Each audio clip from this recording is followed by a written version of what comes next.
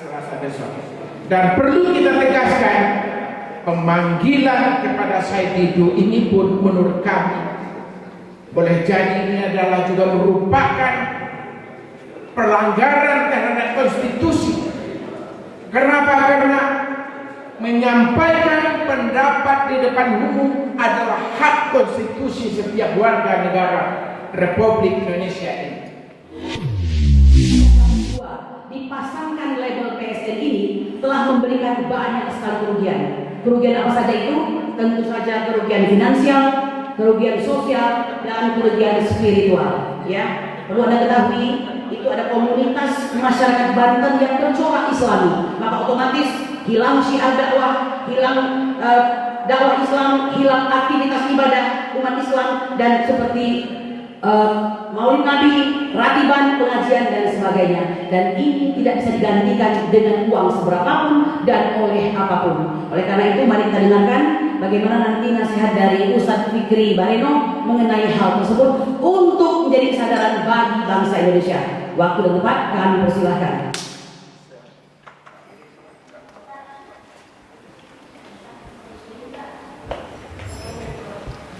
Assalamualaikum warahmatullahi wabarakatuh. Waalaikumsalam.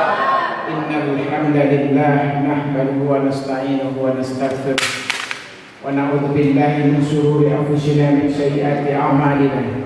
May yahdihillahu fala mudilla lahu wa may yudlil fala hadiya lahu. Asyhadu an la ilaha illallah wahdahu la syarika lahu wa asyhadu anna Muhammadan abduhu wa rasuluh. Allahumma salli wa sallim ala Muhammad wa ala alihi wa sahbihi ajma'in, amma ba'd. Saudara-saudara sebangsa setanah air yang saya hormati, lebih-lebih khusus kepada teman-teman hadir, para tokoh, para aktivis, para ustadz-ustadz, karena banyaknya saya tidak sebutkan nama satu persatu. Yang pasti hari ini banyak sekali teman-teman kita yang punya perhatian terhadap persoalan bangsa yang telah disuarakan oleh Bang Said Didu ini. Maka saya kutip satu ayat dari Al-Quran. Bismillahirrahmanirrahim. Kuntum khaira ummatin ukhrijat lin-nasi ta'muruna bil ma'ruf wa tanhauna 'anil munkari wa tu'minuna billah. Allah berfirman dalam hal ini adalah kamu umat Islam adalah umat yang terbaik yang dilahirkan untuk manusia. Karena kamu menyuruh berbuat baik, menyuruh berbuat ma'ruf, dan mencegah dari yang mungkar, dan beriman kepada Allah. Ini yang telah dilakukan oleh Said Didu di tengah-tengah rakyat yang 278 juta hari ini. Apakah ini persoalan terkait dengan pribadinya? Ternyata ini adalah persoalan bangsa ini, persoalan umat Islam yang ada di negeri ini, persoalan juga seluruh rakyat di negeri ini. Karena pembelaan kepada mereka yang tertindas itu bukan hanya kewajiban individu daripada Said Didu, dan juga tidak hanya kewajiban individu para ulama dan para ustaz, tetapi agama Islam telah mengajarkan seluruh kaum muslimin rakyat negeri ini yang boleh jadi Islamnya mungkin 220 juta punya kewajiban untuk amar ma'ruf nahi munkar. Lalu kita lihat lagi bagaimana pesan-pesan Allah kepada nabi-nabi terdahulu. Bapak dan Ibu, ternyata seluruh agama yang ada di dunia ini memerintahkan kepada rasul-rasul terdahulu jauh sebelum Nabi Muhammad turun ke muka bumi. Karena Nabi Adam, Nabi Musa, Isa, semuanya diperintahkan oleh Allah untuk melakukan amar ma'ruf nahi munkar di tengah-tengah umatnya.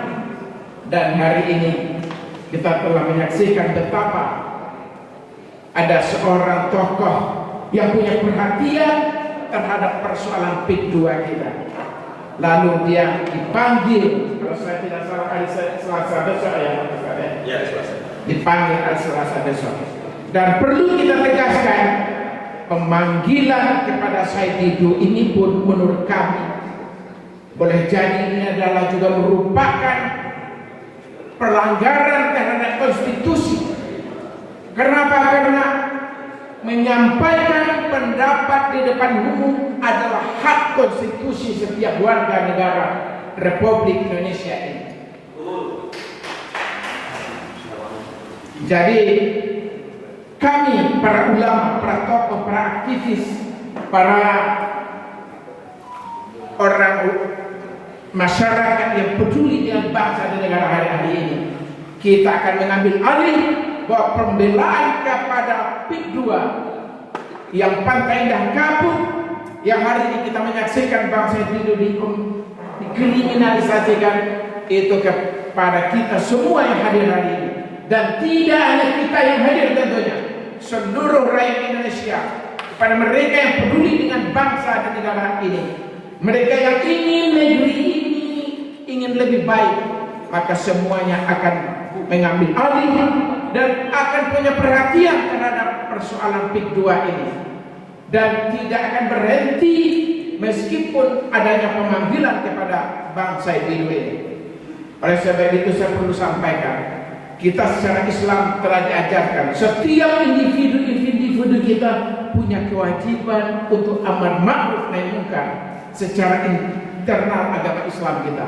Tadi telah saya sampaikan, ternyata tidak hanya Islam, seluruh agama diperintahkan untuk beramar ma'ruf nahi munkar, untuk melakukan kebaikan di tengah umat bangsa dan negara.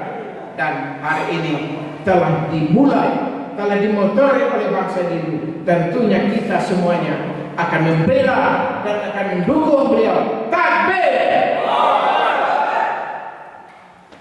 Di samping itu saya ingin menyampaikan bahwa pembelaan, kenapa kita membela persoalan PIK 2 ini, setelah kita kaji-kaji, setelah kita baca dari media sosial dan peraturan perundang-undangan dan lain-lain, ternyata PIK 2 ini lokasinya tidak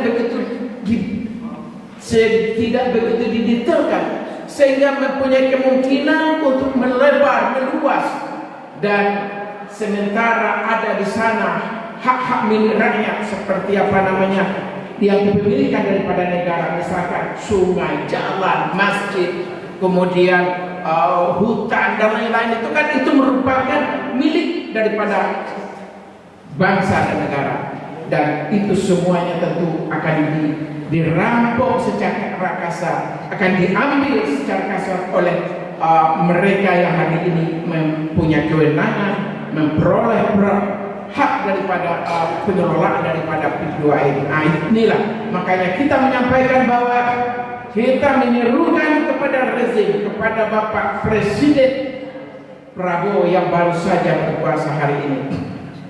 Mari kita sampaikan Pak Prabowo supaya mempunyai perhatian khusus terhadap persoalan PIK 2 ini, karena kita tahu, kita menyaksikan bahwa banyak tanah-tanah negara yang berpotensi untuk dirampas, dan di samping itu yang menyedihkan kita lagi adalah karena beribu-ribu hektar tanah-tanah rakyat dihargai dengan yang sangat murah. Maka disinilah pentingnya kita sebagai bahagian daripada warga bangsa dan negara ini melakukan pembelaan kepada mereka yang ada di PIK 2 di sana itu.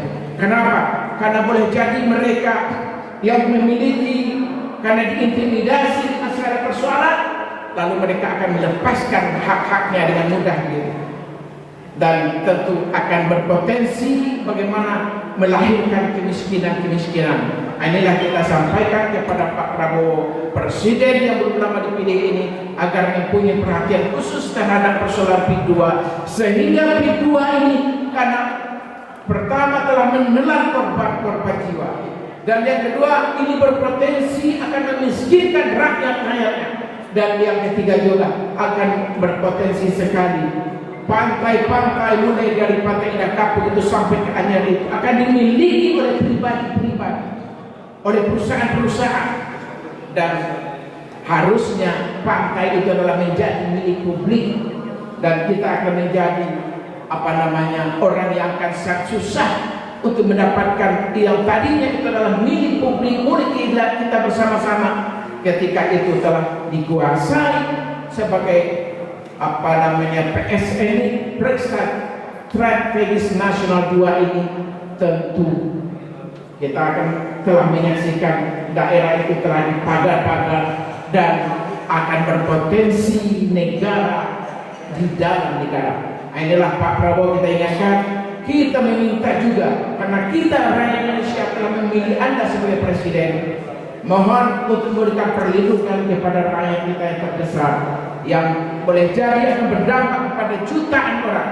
Ekonominya akan hancur, kemudian pekerjaannya akan hancur, tempat tinggalnya akan hancur, kemudian histori daripada kepemilikan dia, lokasi dia, yang ini yang mempunyai nilai strategis, nilai luar biasa, tentu sangat menyedihkan. Mungkin itu yang dapat saya sampaikan, dan ini sekali lagi saya tegaskan, persoalan PIK 2, persoalan Pak Didu, Pak Said Didu bukanlah persoalan pribadi dia, tetapi adalah persoalan kita seluruhnya rakyat Indonesia, dan kita bertekad